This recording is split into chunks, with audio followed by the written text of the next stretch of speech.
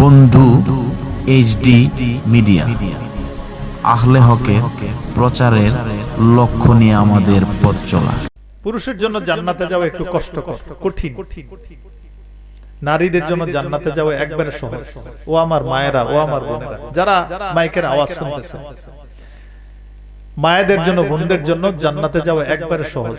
আমার রাসূল হাদিসে বলছে, যে ব্যক্তি 5 ওয়াক্ত ফরজ নামাজের পরে আয়াতুল কুরসি একবার পড়ে, তাকে আল্লাহ পাকের রহমতের ফিরিস্তা দিয়ে সারা রাত সারা দিন তাকে নিরাপদে রাখে।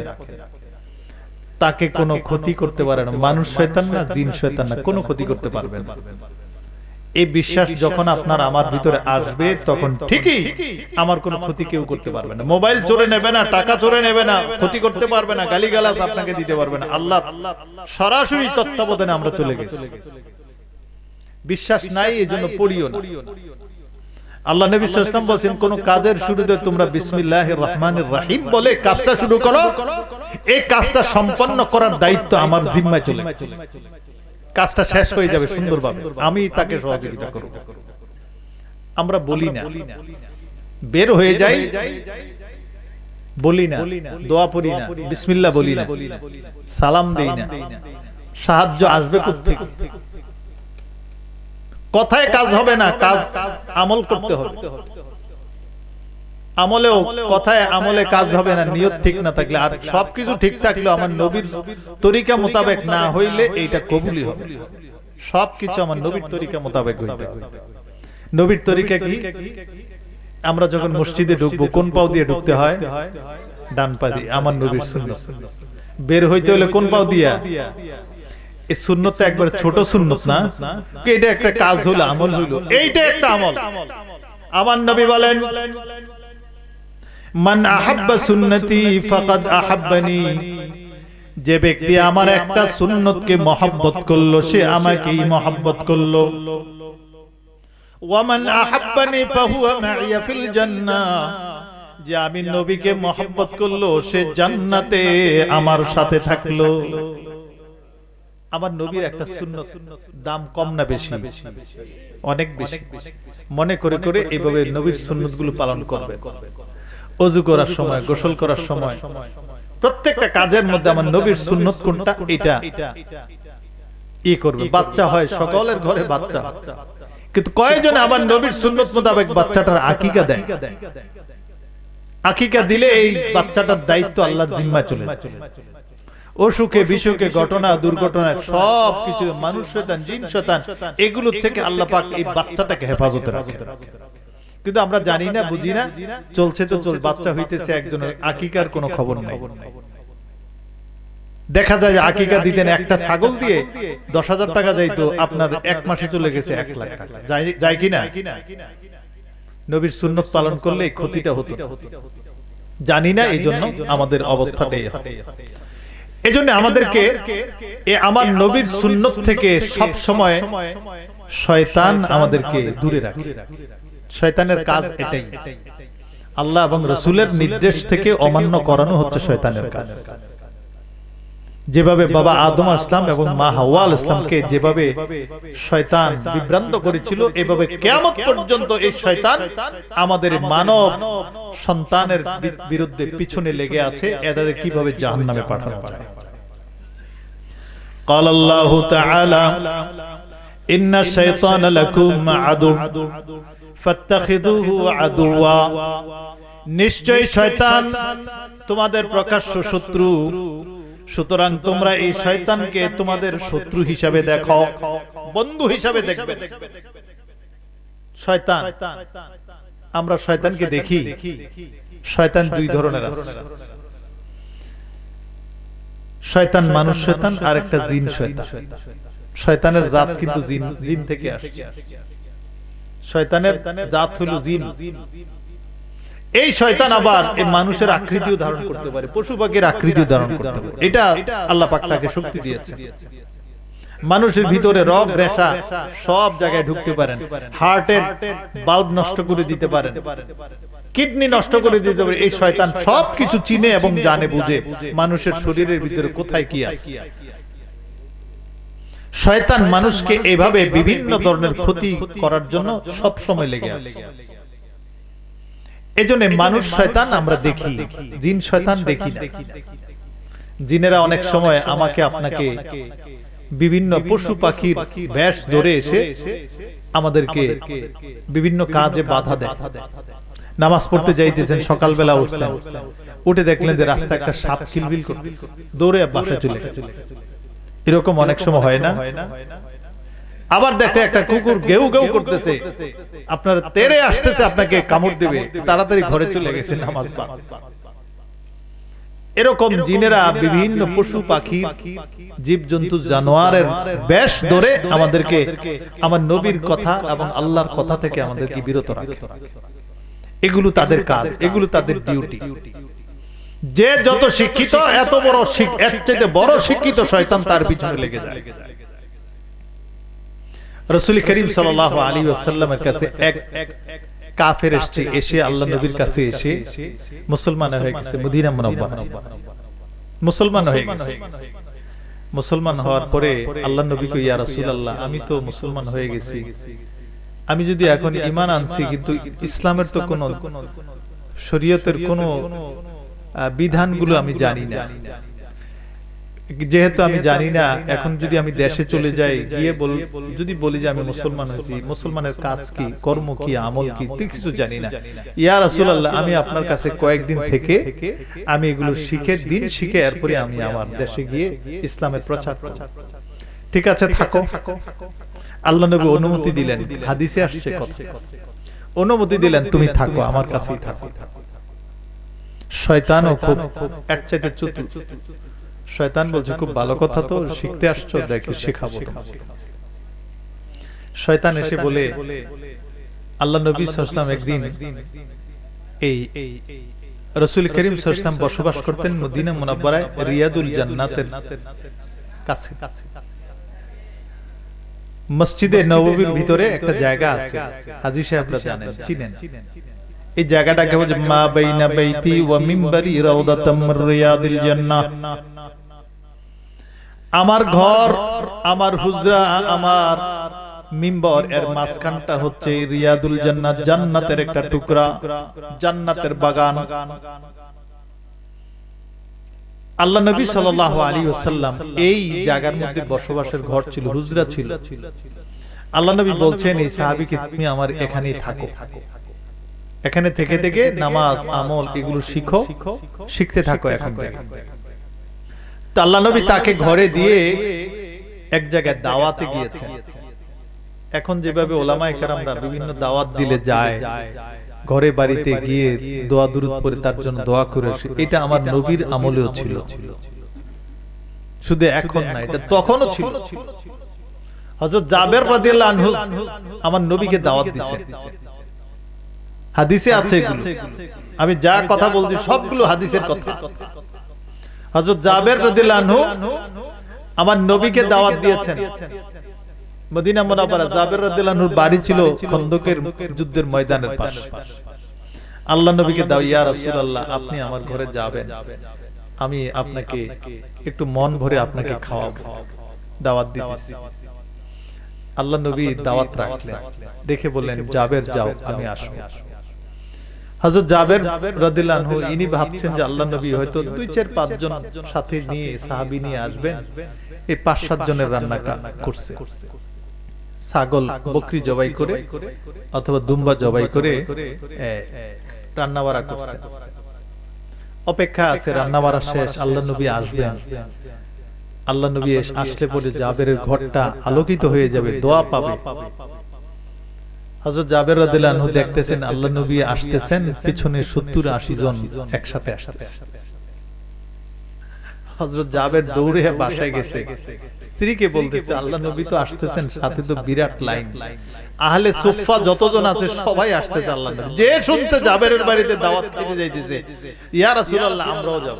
সবাই লাইন ধরছে, আসতে আসতে 80 জন আসছে হযরত জাবের রাদিয়াল্লাহু আনহুর বাড়িতে। হযরত জাবের রাদিয়াল্লাহু আনহু তো চিন্তায় পড়ে গেছে, কি হবে, 5 জন না হয় 7 জন 10 জন খাইতে পারবে, এত লোক কি খাইতে পারবে? আল্লাহ নবী জাবের রাদিয়াল্লাহু আনহুর চেহারার দিকে তাকিয়ে বুঝতে পেরেছেন হযরত জাবের চিন্তায় পড়ে গেছে। আল্লাহ নবী বলে, ও জাবের, তুমি চিন্তিত হও না, রান্নাটা কোথায় করছো, কোথায় রাখছো, একটু দেখাও। ও যে ইয়া রাসূলুল্লাহ, এটা হচ্ছে আমার খাবার। আল্লাহ নবী বলে, যাও, এটা খাবারের দায়িত্বটা, ঢাকনাটা আল্লাহ নবী বন্ধ করলেন। বন্ধ করে সব সাহাবীদেরকে নিজে একটু একটু করে খাবার দিলেন। সবাই খাইলেন, 80-90 জন যা আছে সবাই খাইলেন। খাওয়ার পরে এই ঢাকনাটা গোড়া দিয়ে বন্ধ করে জাবের নাও, এগুলো নিয়ে তোমার পরিবারকে খাও। দেখে যে যা খাওয়া ছিল সব খাওয়া এখনো আছে, কিন্তু 70-80 জন খেয়ে পেট ভরে তৃপ্তি পেয়ে হয়ে গেছে। বরকত হয় কিনা? এখন হবে কিনা? এখনো হবে। আপনি 200 জনের খাবার রান্না করেন, দোয়া আছে, দোয়া পরে সবগুলো খাবারের মধ্যে একটু একটু ছিটিয়ে দেন, দেখবেন 400 জন খেতে পারবে। গতকালকে সেই ঘটনা ঘটছে। সেই থানাকান্দিতে ওনারা রান্না করছে 200 জনের সেখানে 500 জন খাইছে। আল্লাহ পাক বরকত দিতে পারেন কিনা? আল্লাহ পাকের কাছে অভাব আছে? আল্লাহ পাক চাইলে হয়ে যায়, কোন ফায়াকুন। আমার নবী ওইভাবে দাওয়াত খাইতেন, গিয়ে দোয়া করে আসতেন। মদিনা মুনাওয়ারায় একটা খেজুর বাগান আছে, খেজুর বাগানের মালিক হচ্ছে এক সাহাবী। এই খেজুর বাগানটা হচ্ছে মসজিদে কোবার ওই এলাকায়। ওই খেজুর বাগানটায় আল্লাহ নবীকে দাওয়াত দিয়েছেন, ইয়া রাসূলুল্লাহ, আপনি আমার খেজুর বাগানে দাওয়াত। আল্লাহ নবী এসে দেখেন যে এই খেজুর বাগানের গাছগুলো একবারে শুকনা শুকনা, তারপরে কূপ আছে, পানি নাই। এসে বলছে, কি অবস্থায় তোমার গাছগুলো এভাবে মরা মরা কেন? ইয়া রাসূলুল্লাহ, আমার কূপে পানি নেই, পানি দিতে পারতেছি না। আল্লাহ নবী কূপের মধ্যে একটু থুতু দিয়েছেন, পানি উঠে গেছে, গাছগুলোর মধ্যে দিয়ে দিয়েছে, সতেজ হয়ে গেছে। ওই জায়গা আমার নবী সকলকে নিয়ে নামাজ পড়ে আসছেন, নামাজের জায়গাটা এখনো আছে, কূপটাও এখনো আছে। এখনো পর্যন্ত সেই জায়গায় খেজুর বাগান এখনো চলছে। আলহামদুলিল্লাহ বলে দোয়া করা, দোয়া চাওয়া গুলো দরকার আছে কিনা? আমার নবীর আমলেও ছিল, সাহাবীর আমলেও ছিল। হযরত ইব্রাহিম আলাইহিস সালাম যাকে দেখতেন বলেছে, আমার জন্য একটু দোয়া করো। আমার রাসূল, আপনাদের রাসূল, আখিরি নবী, দুজাহানের নবী সাল্লাল্লাহু আলাইহি ওয়াসাল্লাম বলতেন, আমি আমার বাবা ইব্রাহিম আলাইহিস সালামের মতো আমি যাকে দেখি তাকেই দোয়া চাই। কেউ হজ করতে যাইতেছে, ভাই আমার জন্য একটু দোয়া করো। আমার রাসূলের রওজায় আমার এই কথাগুলো বলা হচ্ছে দোয়া চাওয়া। এগুলো আমার নবীর সুন্নাত, হযরত ইব্রাহিম আলাইহিস সালামের সুন্নাত। যাকে দেখবে না, ভাই আমার জন্য দোয়া করো। দোয়ার কি আপনাদের দোয়া দরকার আছে কিনা? মুরব্বিদের কাছে দোয়া চাইবেন, বাবা মার কাছে চাইবেন, আলেম ওলামাদের কাছে চাইবেন। দোয়া চাইতে আপনার কি টাকা লাগবে? একবারে সস্তায় আপনি চাইবেন দোয়া, হুজুর আমার জন্য একটু দোয়া করো। হুজুর বলবে, আহা, কেন যেন কি বিপদে পড়ে যে এই লোকটা দোয়া চাইছে, আল্লাহ আপনি তার বিপদ থেকে উদ্ধারের ব্যবস্থা করেন। মনে মনে হুজুর বললে আল্লাহ পাক শুনবেন কিনা?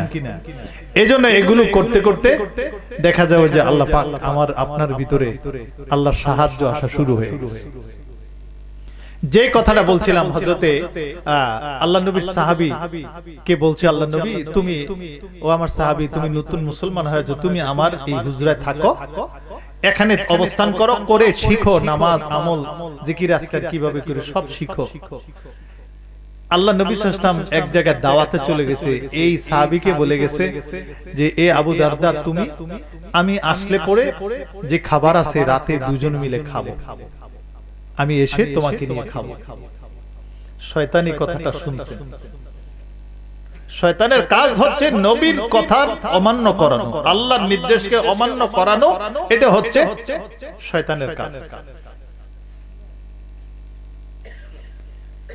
আল্লাহ নবী চলে গেছেন দাওয়াতে, সাহাবী তো বসে আছেন ঘরে, ইলম শিখতেছেন, দ্বীন শিখতেছেন। এবার শয়তান আসছে, এসে এই হযরত আবু দারদা এই সাহাবীকে বলে, ও আল্লাহ নবীর সাহাবী, তুমি, আল্লাহ নবী তো দাওয়াতে গেছেন, দাওয়াতে গেলে তো খেয়ে দিয়ে আসেন, তুমি কেন বসে আছো এত রাত পর্যন্ত? পেটে খিদা আছে, তুমি খেয়ে ফেলো, আল্লাহ নবী দেখবা যে আয়েশা খাবে না, বলো যে আমি খেয়ে আসছি। সাহাবী ভাবছে যে এটা আমার নবী বলে গেছেন আয়েশা একসাথে খাবো, আমি খাই কিভাবে? এই কথাটা আছে মনে মনে ভাবছে। শয়তান এসে বলে যে আরে মিয়া, আমি তো জানি আমার বয়স হয়েছে না অনেক, নবী আয়েশা বলবে আমি খাইয়ে বলছি, তুমি খেয়ে ফেলো। এবার অনেক বুঝায়, শয়তানও এত চালাক, এত জ্ঞানী, এত চতুর, সে আপনি যত ডক্টরেট পাইবেন এর চেয়ে ডাবল ডক্টরেট ওয়ালা শয়তান আছে। আপনি বড় যত বড় ইয়া হন, পীর হন, এর চেয়ে বড় পীর সাইজা শয়তান আপনার কাছে আসবে। এই শয়তান এসে বলে যে তুমি আমার কথা বিশ্বাস করো, আমার অনেক বয়স হয়েছে, আমি নবীকে চিনি, উনি খাইয়া আসবেন। আর কোন সাহাবীর বাসায় দাওয়াতে গেলে উনি না খাইয়া আসেন, খাইতেই হয়। উনি আয়েশা খাবেন না, পরে তুমি উপাসে মরবা, এতক্ষণ বসে থাকার কি দরকার আছে, খেয়ে বলো। সাহাবী ভাবলেন যে কথাটা তো ঠিক, আমি আর কষ্ট করে লাভটা কি।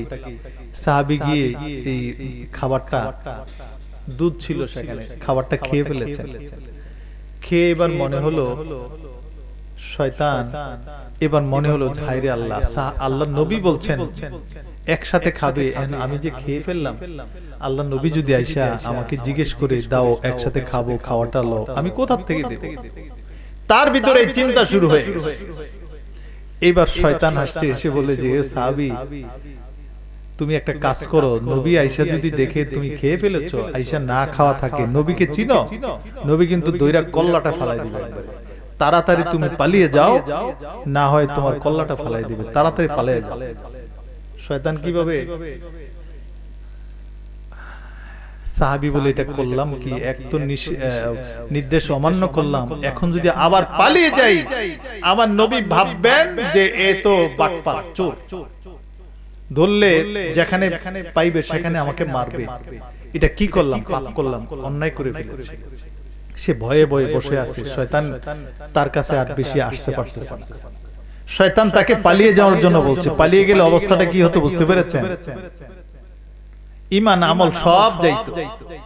সে বসে আছে, ভয়ে বসে আছে, আমার নবী যে এসে কি কয়, আয়েশা খাওয়া চাইলে খাওয়া দেব কোথা থেকে, আর কি জবাব দেব, খেয়ে ফেলেছি, নির্দেশটা অমান্য করলাম।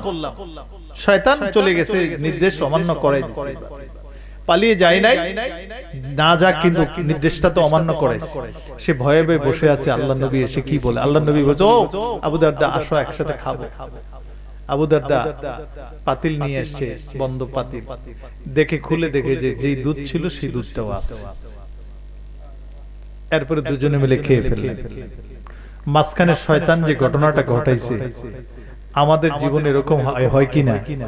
আমার মূল কথা হলো, আমাদের প্রত্যেকটা কাজে শয়তান এসে বাধা দেবে। অন্যায় করবেন, অপরাধ করবেন, আপনাকে কেউ বাধা দিবে না, সহযোগিতা করবে শয়তান। ভালো কাজ করতে যাইবেন, দাড়ি রাখবেন, আরে দাড়ি রাখো, এই দাড়ি রাখলে মানুষ কইবে যে মোল্লা হয়ে গেছে, তোমারে তো আমেরিকা যাইতে ভিসা দিবে না, এই দাড়ি রেখে লাভটা কি? ছেলে মেয়েরা কইবে তোমার বাপ বুড়া, বিভিন্ন ভাবে আপনাকে অনুৎসাহিত করবে দাড়ি রাখতে। টুপির মাথায় দিলে কেউ যে আরে তুমি কি কাউমি না আলিয়া না বন্ড না কি, এগুলো কি টুপি মাথায়, এভাবে বলে বলে আপনাকে এই শরীয়তের কথা থেকে, আমার নবীর সুন্নাত থেকে দূরে সরায় আপনাকে। এইভাবে শয়তান আমাদের আশেপাশে সব সময় গিজগিজ করে। ক্বালান নবী সাল্লাল্লাহু আলাইহি ওয়াসাল্লাম, ইন্না শাইতানা জাসিমুন আলা কলবি বনি আদম, নিশ্চয়ই শয়তান সব সময় বনি আদমের কলবের চতুর্পাশে ঘিরে বসে থাকে। ইজা যাকারা খানাস, ইজা যাকারাল্লাহু খানাসা, যখন এই কলবে আল্লাহর জিকির করে তখন শয়তান দূরে চলে যায়। ওয়া ইজা গাফালা ওয়াসওয়াস, যখন আল্লাহর জিকির থেকে গাফেল থাকে তখন সে ওয়াসওয়াসা দিয়ে কলবটা নষ্ট হয়ে যায়। قال النبي صلى الله عليه وسلم إن هذه القلوب تصدع كما يصدع الحديد فأجلوها بذكر الله। আল্লাহর নবী বলেন যে প্রত্যেকটা মানুষের কলব এর মধ্যে মরিচা পড়ে যায়, গুনাহ করলে সেটার মধ্যে মরিচা পড়ে যায়, যেভাবে লোহার মধ্যে মরিচা পড়ে।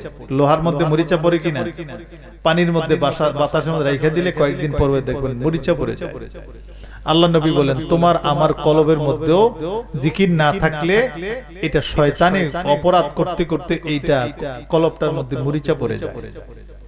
যখন আল্লাহর জিকির করো, মরিচাগুলো পরিষ্কার হয়ে যায়। জিকির না করলে সেখানে আরো মরিচা পড়তে পড়তে এই শয়তানের মতো তুমিও শয়তানের মতো হয়ে যাবে। মুখ দিয়ে ভালো কথা আসবে না, কান দিয়ে ভালো কিছু শুনবে না, ভালো জায়গায় যাবে না, শুধু অন্যায় আর অপরাধ করবে। আর যখন কলব পরিষ্কার থাকবে, ভালো ভালো কাজ করতে ভালো লাগে। আমাদের হয় কিনা এরকম, মসজিদে গেলে শয়তান বসে থাকে। মসজিদে কি শয়তান আছে না নাই? আছে, অনেক ভাবে শয়তান। শয়তান গিজ গিজ করে মসজিদের ভিতরে। যে মসজিদে আল্লাহর জিকির হয়, দুরুদ সালাম হয়, সেখান থেকে শয়তান দূরে থাকে। না হয় শয়তান কোনায় বিভিন্ন জায়গায় লাইটের মতো করে বসে থাকে। প্রত্যেকটা মুমিন মুসলমানকে সে প্রভাবিত করে। নামাজ পড়তে দাঁড়িয়েছেন, আপনাকে দিয়ে নামাজ ভাঙার বিভিন্ন কাজ করে। না হয় আপনার মনে মনে এমন কিছু চিন্তা ঢুকেই দিবে, এ আজকে দোকানটা যে বন্ধ করে আসছো, তালাটা তো ঠিক মতো লাগে না, চাবিটা যে খুলে নিয়ে আসছো, তালাটা লাগে নাই। আরে তুমি নামাজ পড়তে পড়তে যদি তালাটা খুলে যদি তোমার মালামাল গুলো নিয়ে যায়, কি করবা? এই নামাজ পড়তে দাঁড়াইছেন আর আপনার মনের ভিতর এই খটখটি লাগে, হয় কিনা এরকম? আরে এশার নামাজ পড়তে যাইতেছো, গরুটা যদি এখন খুলে নিয়ে যায়, কি করবা? তাড়াতাড়ি বাড়িতে চলে আসে, তাড়াতাড়ি নামাজটা পড়ে ফরজটা পড়ে দৌড়ে চলে আসে গরুটার জন্য, দোকানটার জন্য। এরকম হয় কিনা? শয়তান এই কাজগুলো আমাদের দ্বারা করে। এভাবে সূক্ষ্মভাবে আমাদেরকে আমল থেকে, ঈমান থেকে, ইবাদত থেকে শয়তান আমাদেরকে টেনে টেনে ধরে রাখে। বেশি কথা বলা যাবে না। আপনারা কি বুঝতে পেরেছেন আমার কথাগুলো? এই কথাগুলো মনে রেখে আল্লাহ পাক বলছেন, ইন্না শাইতানা লাকুম আদু, নিশ্চয়ই শয়তান তোমাদের জন্য শত্রু। ফাত্তাখিযুহু আদুওয়া, সুতরাং এই শয়তানকে তোমরা শত্রু হিসাবে দেখো, তাকে বন্ধু হিসাবে দেখো না। মানুষ শয়তান, জিন শয়তান। মানুষ শয়তান আছে কিনা? আছে, আমাদের আশেপাশে সব সময় ঘোরাফেরা করে।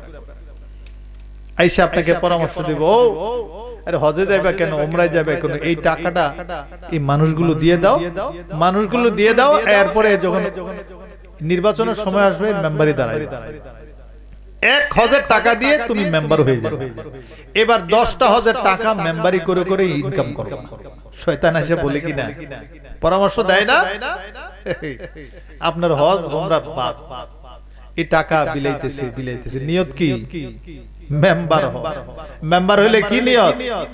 10টা হজের টাকা মেম্বারি করে করে ইনকাম করো। এভাবে শয়তান আমাদেরকে আপনাদেরকে বিভ্রান্ত করে। সুতরাং এই মানুষ শয়তান, জিন শয়তান থেকে আমরা সতর্ক থাকব, না হয় আমাদেরকে জাহান্নামে যেতে হবে। আর শয়তান থেকে হেফাজতে থাকার কয়েকটা আমল আছে, জানবেন কিনা এগুলো? জানলে হেফাজতে থাকবে। শয়তান আমাকে আপনাকে বিভ্রান্তি করতে পারবে। قال النبي صلى الله عليه وسلم أمرني أن نعوذتين। আল্লাহ নবী বলেন, আল্লাহ নবী আমাদেরকে 2টা মুআওয়াযাতাইন পড়তে বলেছেন সকাল সন্ধ্যায়। সূরা কুল আউযু বিরাব্বিল ফালাক আর কুল আউযু বিরাব্বিন নাস, এগুলো পারেননি আপনারা? এই 2টা সূরা যদি কেউ মাগরিবের পরে পড়ে, সারা রাত জিন শয়তান থেকে তাকে আল্লাহ পাক হেফাজতে রাখে। আবার যদি কেউ ফজরের পরে পড়ে, সারা দিন তাকে এই জিন শয়তান থেকে আল্লাহ পাক হেফাজতে রাখে। তাকে কেউ জাদুটোনা বানটোনা করতে পারবে না, চালান দিতে পারবে না তাকে। আল্লাহ পাক বলছেন, আমার রাসূল বলছেন, তাকে আল্লাহ পাক হেফাজতের দায়িত্ব আল্লাহর জিম্মায় তুলে দিয়েছেন। এই আমলগুলো করতে কি বেশি টাকা লাগবে, পয়সা লাগবে? আল্লাহ নবী বলছেন, একবার যদি কেউ সুবহানাল্লাহ বলে, আসমান এবং জমিনের মাঝখানে কতটুকু জায়গা, কম জায়গা না বেশি জায়গা, পুরোটা খালি জায়গা নেক দিয়ে পরিপূর্ণ হয়ে যাবে। এই সুবহানাল্লাহ বলতে কি টাকা খরচ হবে? আলহামদুলিল্লাহ বলতে টাকা খরচ হবে, আল্লাহু আকবার বলতে, এগুলো বললে এত সওয়াব হয়। বলে দেখেন না, বিশ্বাস করে বলে দেখেন আল্লাহ পাক কিভাবে আমার আপনার সওয়াব বাড়িয়ে দেয়, ঈমান বাড়িয়ে দেয়, নূর বাড়িয়ে দেয়, শয়তান থেকে হেফাজতে রাখে। ঘরে বাড়িতে আল্লাহ পাক কিভাবে শান্তির ব্যবস্থা করে। শান্তি নাই, কারোর ঘরে শান্তি নাই, বাড়িতে শান্তি নাই, সমাজে নাই, দেশে নাই। আল্লাহ পাক বলেন তোমরা শান্তি খোঁজো, শান্তি খুঁজতে হলে আমার কাছে আসতে হবে। আলা বিযিকরিল্লাহি তাতমাইন্নুল কুলুব, যদি অন্তরে শান্তি চাও তাহলে আমার জিকির করো। টাকায় শান্তি হবে না। 5টা 6টা ছেলে মেয়ের দেশে বিদেশে আছে, টাকা আর টাকা, কোনো শান্তি হয়? হয় না। কত বাড়ি কত গাড়ি আছে, 10 তলা 20 তলা, অশান্তিতে ভরা। কত ছেলে মেয়ে আছে, একটাও ছেলে নাই, আহারে বলে যে আমার কি অশান্তি, একটা ছেলে নাই। আরেকজনের 10টা ছেলে আছে, ভাই অশান্তির ভান্ডার আমার ঘরে। তাহলে শান্তি কোথায়? আল্লাহ পাক বলছেন শান্তি সন্তানেও নাই, টাকা পয়সাও নাই, শান্তি আছে আল্লাহ পাকের জিকিরের মধ্যে। একটু জিকির করে দেখেন কত শান্তি আসে। পেরেশানি লাগতেছে, কি করবেন? হায় হায়, একটু জিকির করেন, লা ইলাহা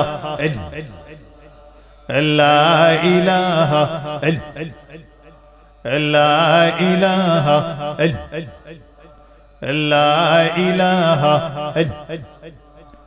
লা ইলাহা লা ইলাহা ইল্লাল্লাহু মুহাম্মাদুর রাসূলুল্লাহ সাল্লাল্লাহু আলাইহি ওয়াসাল্লাম। আমার নবী, আপনার নবী আমাদেরকে মহব্বত করেন কিনা?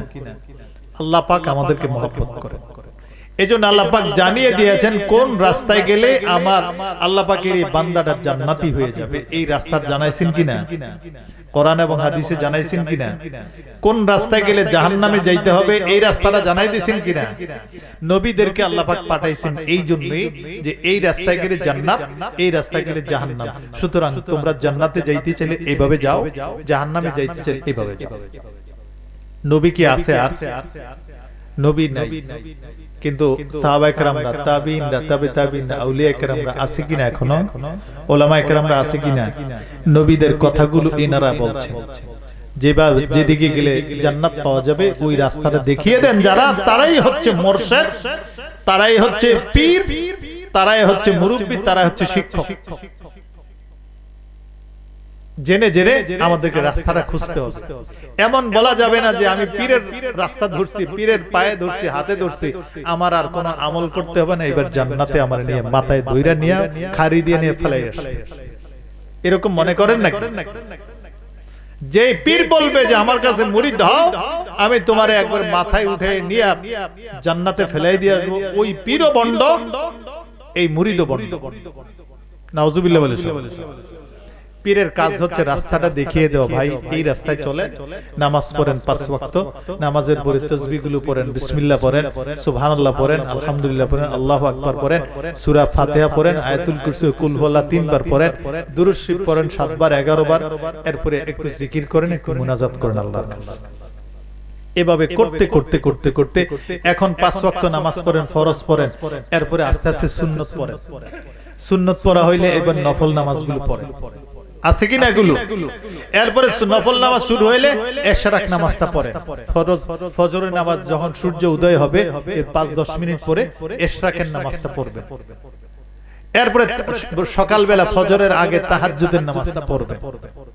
এগুলো কি টাকা পয়সা খরচ হবে? ঘুমাইলে খুব মজাই লাগে, কিন্তু কবরে গিয়ে যখন শাস্তি দেওয়া হবে, একবার চলে গেলে আর কি আসা যাবে? যাওয়ার আগে আমাদেরকে কবরটার সাজিয়ে যেতে হবে। কবরে গেলে যেন আমাদেরকে শাস্তির ভোগ না করতে হয়, আগুনে না পড়তে হয়। সাপের একটা সাপে কামড় দিলে 70,000 বছর এর বিষে সারা শরীর টকবকে হয়ে যাবে, এমন সাপ সেখানে আছে। যদি দুনিয়া থেকে যদি আমরা সেই সাপকে দূর না করি, সে আগুন থেকে নিষ্কৃতি না পাই, তাহলে কবরে গিয়ে হাহুতাশ করলে কোনো লাভ হবে না। যা করার আছে আমাদেরকে এই জীবদ্দশায়, জান থাকতে, জীবন থাকতে এই দুনিয়াতে করতে হবে।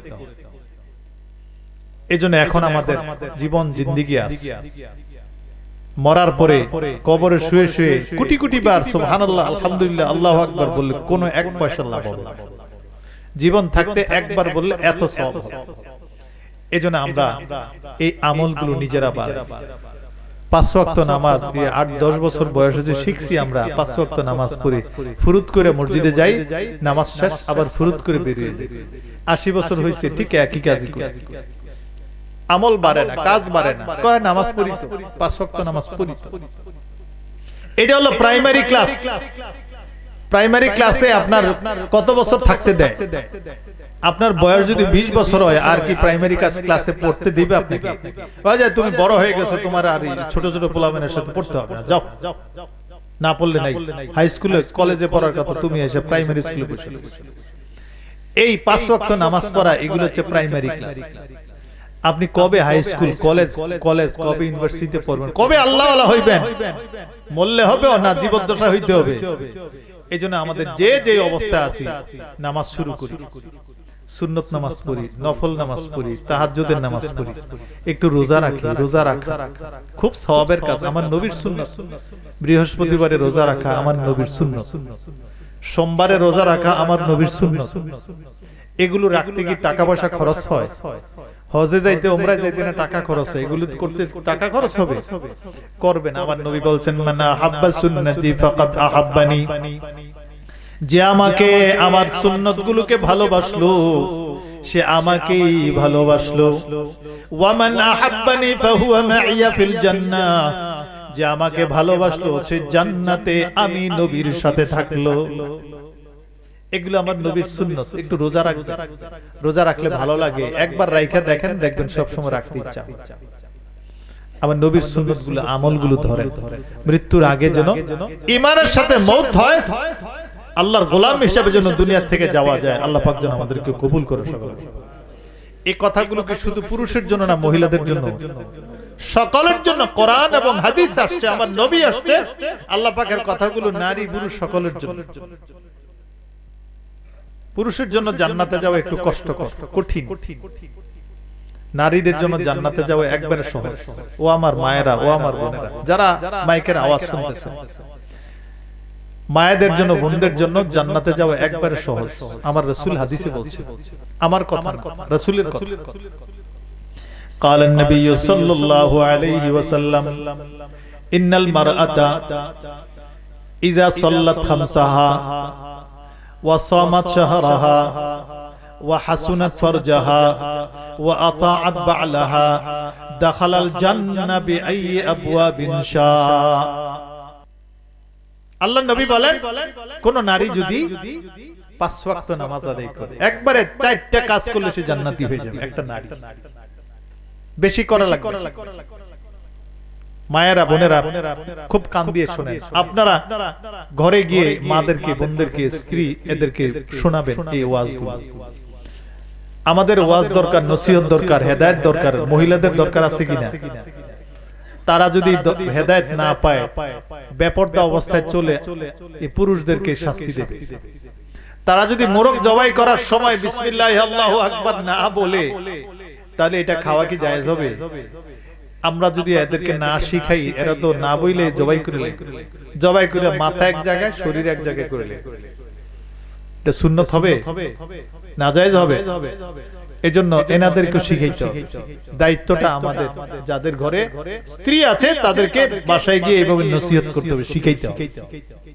সালাম কিভাবে দিবে, জবাব কিভাবে দিবে, রান্না বাড়া এগুলোতে কিভাবে আল্লাহর নাম নিয়ে শুরু করতে হবে, এগুলো শিখাইতে হবে নারীদেরকে। নারীদেরকে কেউ শিখায় না, শুধু দোষ ধরে সবাই, এটা করো না, সেটা করো। আপনি শিখাইছেন, শিখাইতে হবে তো। এজন্য নারীদেরকে 4টা কাজ করলে নারীরা জান্নাতি হয়ে যাবে। কার কথা এটা? আমার নবীর কথা। আল্লাহ নবী বলছেন, যে নারী 5 ওয়াক্ত নামাজ পড়বে, ফজর, যোহর, আসর, মাগরিব, এশা, পাক পবিত্র হয়ে ওযু গোসল করে 5 ওয়াক্ত নামাজটা ঠিকমতো পড়বে, সময় মতো পড়বে। আমার মায়েরা বসে থাকে, আরে আজান তো দিলই মাত্র, আমরাও তো করি, এরকম করি না আমরা? আজান মাত্র দিছে, একটাই না বাজে আজান দিছে, 3টা পর্যন্ত তো নামাজের সময় আছে, আর একটু হালচো এলো, আর একটু মাছ ধরে লই, আর একটু এই করে লই, সেই করে লই। মায়েরাও মনে করে রান্নাটা শেষ হোক, বাচ্চাদেরকে খাওয়াই দেয়, এরপরে গিয়ে নামাজ পড়বো। এগুলো করে কিনা? এগুলো শয়তানের কাজ। আল্লাহর নবী বলছেন নামাজের সময় হয়েছে, তাড়াতাড়ি নামাজটা পড়ে এরপরে যা কাজ করো করো, 100টা কাজ করো, কোনো অসুবিধা নেই, আগে নামাজটা পড়ে নাও। আল্লাহ নবী বলছেন যেই নারী 5 ওয়াক্ত নামাজ পড়ে সময় মতো, কাপড় পাক, শরীর পাক, ওযু গোসল দিয়ে সুন্দরভাবে নামাজ আদায় করে। আবার অনেক মহিলা আছে ওযু করে কিন্তু নখটা অনেক বড় বড়, বড় নখ থাকলে ওযু হবে, নখের মধ্যে পালিশ লাগাই রাখলে ওযু হবে। এগুলো আমাদের মা বোনদেরকে আপনারা বুঝাইবেন, শিখাইবেন। এরা তো বুঝে না, এরা তো মনে করে সুন্দর লাগলেই ভালো, এবার ঘুরতে থাকো সারা দুনিয়ায়, কানের মধ্যে ফুল লাগায়, নখ পালিশ লাগায় ঘুরতেছে, ঘুরে কিনা? কিন্তু এদিক দিয়ে যে ওযু করলে নামাজ হয় না, আরেকটা বেপরদা নারী দেখে যে আরেকটা মানুষ যে নষ্ট হইতেছে, এগুলো তো বুঝে না। বুঝাইতে হবে আপনাদের। ও আমার মায়েরা, ও আমার বোনেরা, যে যেখান থেকে শুনেন, কোরআন হাদিসের কথাগুলো মানেন। আল্লাহ নবী বলছেন যে নারী 5 ওয়াক্ত নামাজ পড়বে ঠিক মতো, সময় মতো, ওয়াসামাত শাহরাহা, এবং রমজান মাসে রোজাগুলো ঠিক মতো রাখে, ওয়া হাসুনাত ফারজাহা, যেই মহিলা তার শরীরটাকে ঢেকে ঢুকে পবিত্র পরিষ্কার পরিচ্ছন্ন রাখে, বেপরদায় চলে না, পর পুরুষ তার শরীরের কোনো অঙ্গ প্রত্যঙ্গ যেন না দেখে। এখন তো বাইরেছে অনেক ফ্যাশন, মহিলারা মনে করে সারা শরীরে তো কাপড় আছে, অসুবিধা কি? এদিক দিয়ে বাইরিয়ে থাকে, ওদিক দিয়ে বাইরিয়ে থাকে, এগুলো দেখে না। আমাদের দেশে আমাদের মায়েরা, আমাদের দাদিরা, এই দেশটা তো একসময় হিন্দুদের দেশ ছিল না? হিন্দুরার মতো করে আমাদের পূর্বপুরুষরা চলতেন, অনেক সময় তাদের থেকে যা শিখছেন। ওলিয়া উলিয়ারা এসে এই দেশে ইসলাম প্রচারের কাজ করছেন, ঈমান আনাইছেন, আমল করাইছেন, টুপি মাথায় দিয়েছেন, পাঞ্জাবি পাজামা সুন্দরভাবে নামাজের ব্যবস্থা করেছেন। মহিলারা অনেকে এখনো হিন্দুদের মতো বড় বড় কাপড় পরে এদিক দিয়ে খোলা, ওদিক দিয়ে খোলা, আছে কিনা এরকম? এগুলো কি জায়েজ আছে? না জায়েজ, হারাম। নারীর একটা নারীর সারাটা শরীরের কোন একটা অংশ বেগানা পুরুষ দেখতে পারবে, এটা না জায়েজ। শুধু মুখটা খোলা রাখতে পারবে, পায়ের পাতাটা খোলা রাখতে পারবে। আর যারা আল্লাহওয়ালা মহিলা, এগুলো খোলা রাখবে না, কোন পুরুষ যেন তাদেরকে না দেখতে পারে। এজন্য আল্লাহ নবী বলছেন যেই নারী তার আপাদ মস্তক ঢেকে ঢুকে রাখে, পর্দা পুশিদায় চলে, 3 নাম্বার। 4 নম্বরে তার স্বামীর আনুগত্য করে, স্বামী যেভাবে বলে সেভাবে কাজ করে। কয়টা হইল? 4টা। 1 নম্বরে 5 ওয়াক্ত নামাজ পড়লে, 2 নম্বরে রমজানে রোজা রাখলে, 3 নম্বরে সারাটা শরীর ঢেকে ঢুকে পর্দা পুশিদায় চললে, 4 নম্বরে স্বামীর কথা মতো চললে। এই 4টা কাজ করলে জান্নাতের যতগুলো দরজা আছে সবগুলো দরজা তার জন্য খোলা থাকবে, যে কোনো দরজা দিয়ে সে জান্নাতে ঢুকে যেতে পারবে। নারীদের জন্য সহজ কিনা জান্নাতে যাওয়া?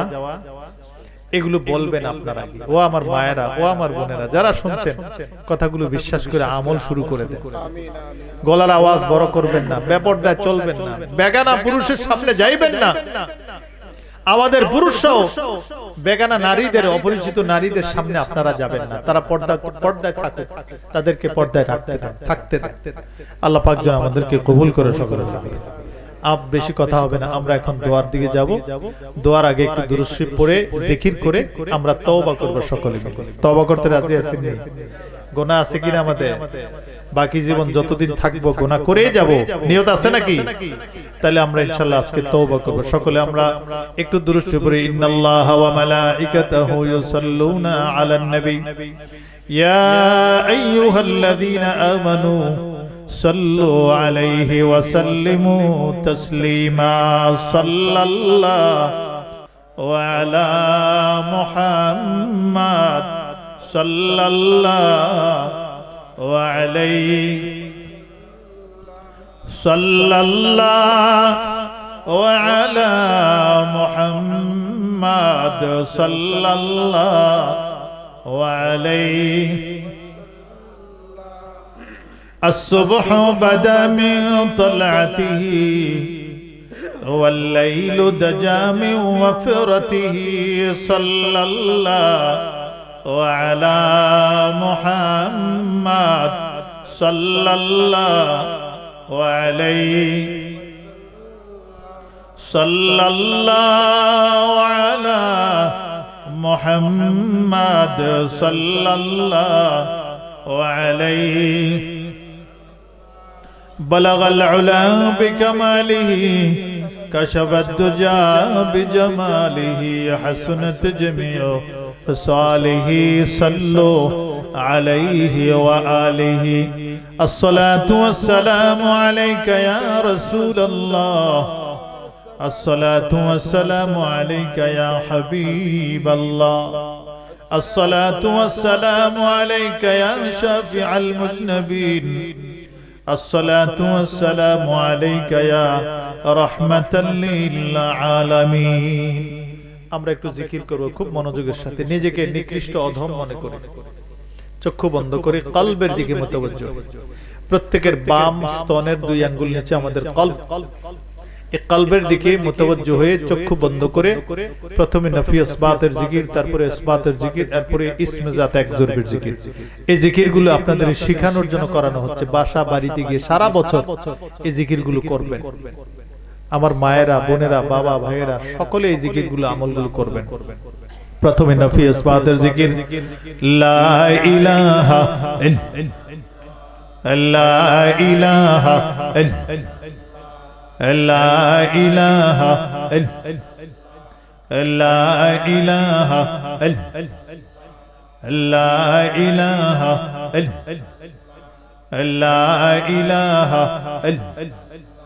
لا إله لا إله إلا الله لا إله إلا الله لا إله لا إله إلا الله لا إله إلا الله لا إله إلا الله لا إله لا إله لا إله إلا الله لا إله لا إله لا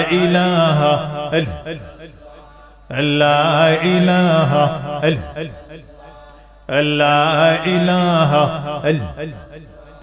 لا إله لا إله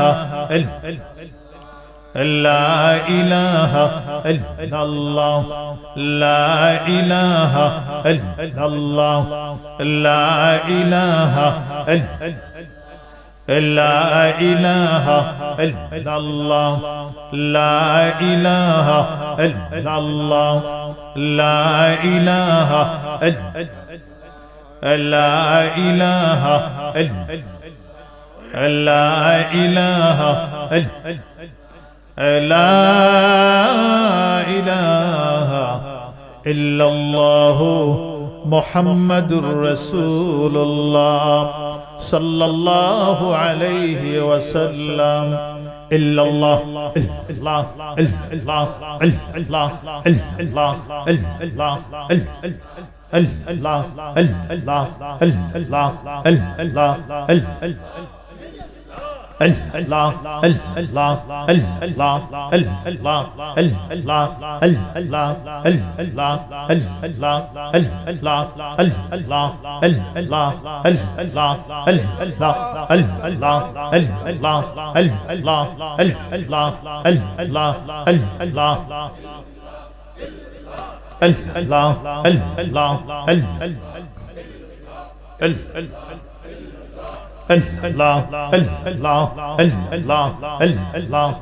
الله لا